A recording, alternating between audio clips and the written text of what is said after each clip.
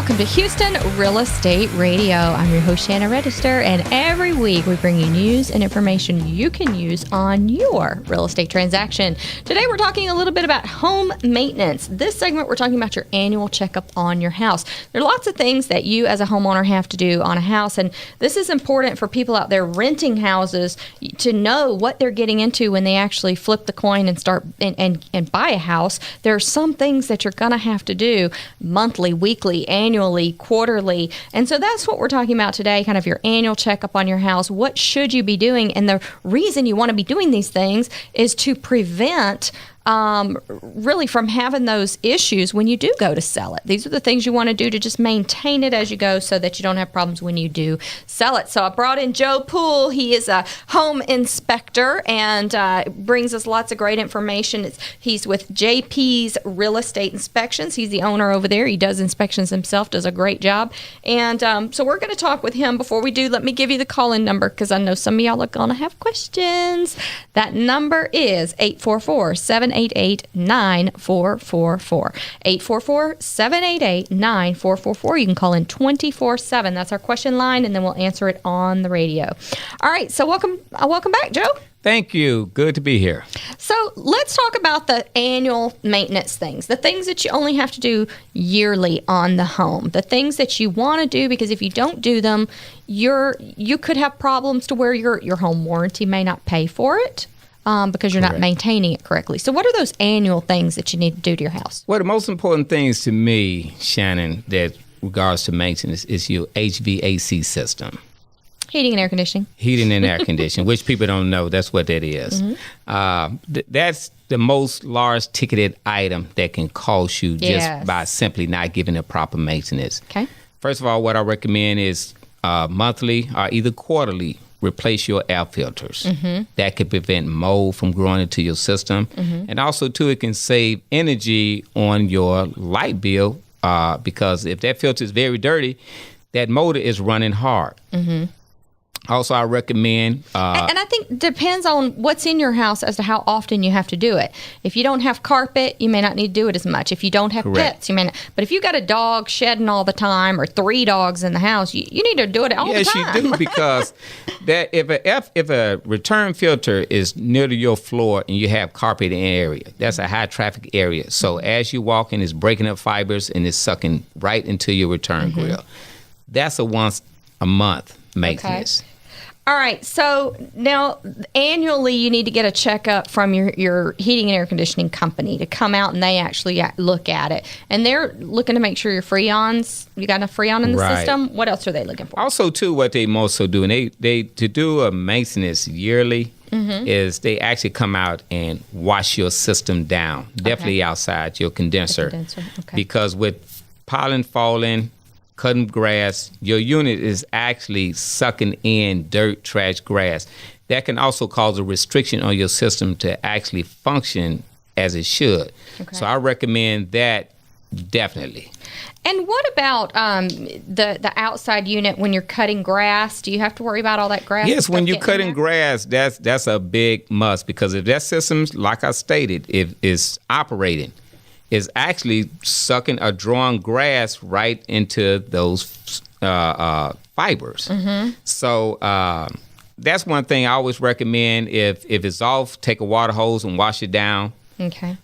If you do have a blower, you're blowing grass from around it, definitely keep a lot of dead grass from around it, because that also saves the life of your system.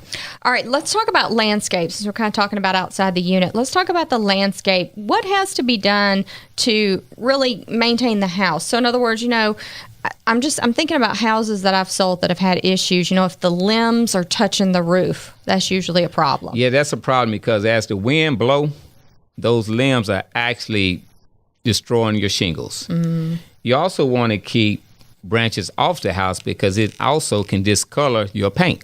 Okay. Because cosmetic is a big plus when it comes to purchasing a home.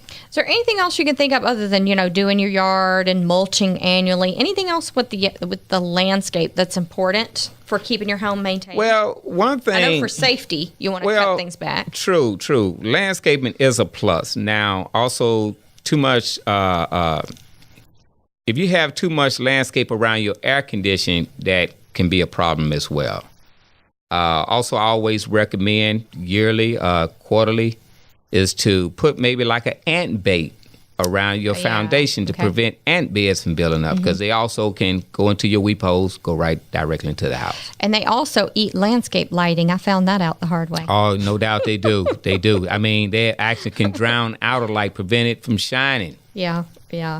Okay, what about what other things around your house? I know you need to change the batteries in your alarms and in your fire detector, your smoke detector. Yes. Also, if you have a carbon monoxide detector, you want to change batteries in that. Yeah, yearly. That's a big plus, because most smoke detectors today, they will alert you with a chirp to state that the battery is low. Replace it.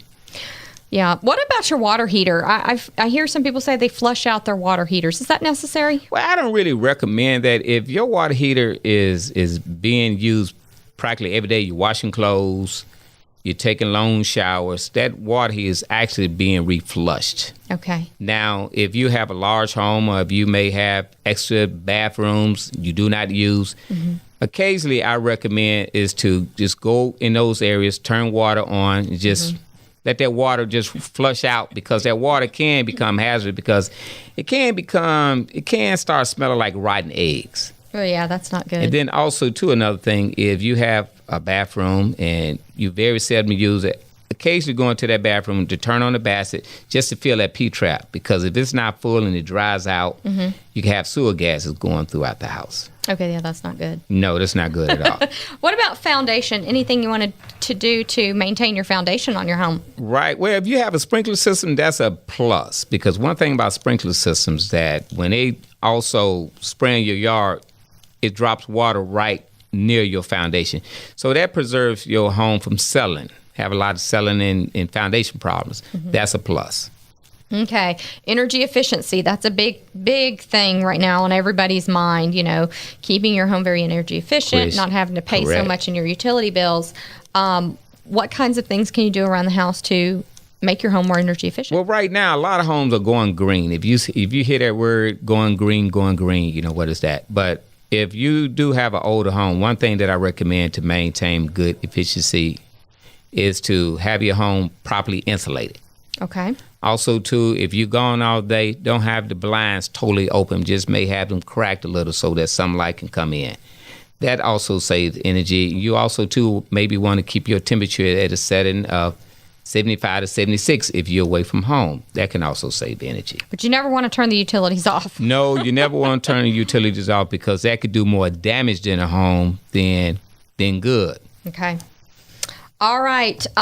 Some elderly people live in a home and don't use some of the appliances because they don't need to.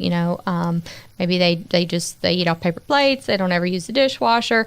In cases like that, how do you maintain those appliances? One thing about a dishwasher I always recommend is to turn it on at least once a month, because one thing with a dishwasher, it has rubber seals. And if that dishwasher is not being used, those rubber seals can dry out. Okay. So if you do use it one day, it's going to leak water everywhere. So periodically just do a dry run on it. Just put a dish in it and just let it run for a small cycle. At least you maintain the life expectancy of that dishwasher. Okay, and what about pools? A lot of people have pools. Do they have to clean them all year round, or can they wait till spring and clean it all out? Well, one thing about a swimming pool, you do want it to operate yearly, but in the winter months, you can run it less. Okay.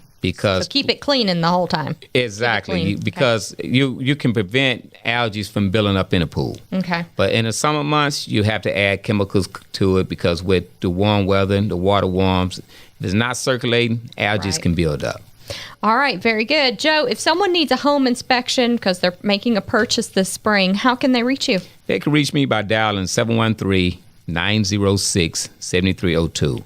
Or they can reach me by dialing 713-906-7302 by sending me a text. Okay. They can also visit me online at www.jpsrei.com or send me an email, joe@jpsrei.com.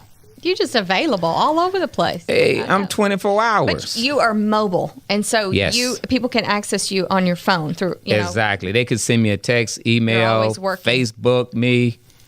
All right. I'm there. JPSREI.com. Joe Poole, he's the owner of JP's Real Estate Inspections. We'll be right back after a word from our sponsors here on Houston Real Estate Radio. We'll be talking more about the annual home checkup. You want your home to have an annual checkup in lots of different areas. So we'll be right back after a word from our sponsors here on Houston Real Estate Radio.